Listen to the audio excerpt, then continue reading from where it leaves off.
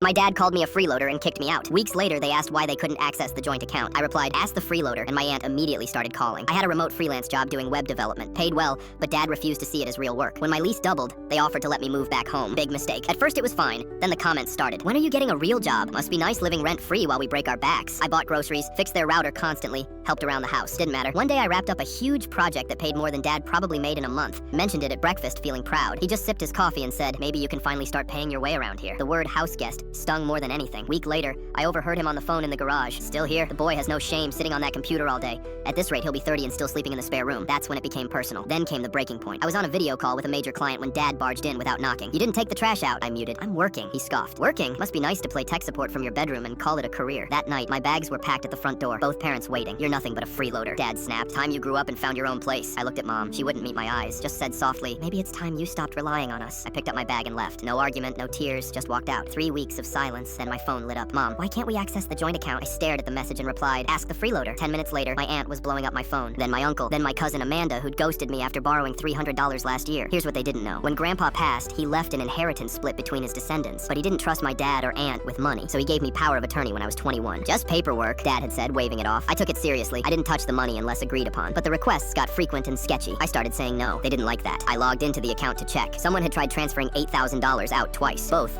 flagged as unauthorized. The name made my blood run cold. Amanda. She'd somehow tried adding herself as an authorized user. Then the texts started flooding in. Mom, why is the account locked? Aunt, don't be vindictive. Dad, this money belongs to all of us. Amanda, you selfish jerk. Then mom's message, that money isn't yours. That line broke something in me. So I started digging through old files. Found a folder labeled House Renovation 2019. Inside were receipts. A $12,000 charge for electrical work Dad claimed they couldn't afford. And $2,800 invoice to Amanda's friend for design work. They'd been secretly using the inheritance for years, lying about it, covering it up. I sent everything to the estate attorney. He locked the account permanently and opened an investigation into misuse. Days later, Dad sent a certified letter demanding I reinstate joint permissions and transfer control to Aunt Delea. Claimed I was mentally unwell and acting vindictive. No signature, no love, Dad, just cold professional distance. So I built a website, freeloaderfiles.com, password protected, uploaded every document, every receipt, every timeline, created a section called Frequently Asked Gaslights listing every excuse they'd used and the financial records that contradicted them. Then I sent the link to the family group chat with 4 words. Read this carefully. 20 minutes later, Amanda called screaming. What is this? Are you trying to ruin us? You tried to steal $8,000 from an account you don't have legal access to? I said, that was a mistake. We're your family, she yelled. You were my family until you decided I was just an ATM with Wi-Fi. Dad showed up at my door next, red-faced, waving a printed copy. Started yelling through the door. I opened it a crack. Finish that sentence. I dare you. He froze. I'm still your father, and I'm still Grandpa's legal heir. You don't scare me anymore. The audit concluded a month later. Grandpa's will had a clause nobody had noticed. If misuse was discovered,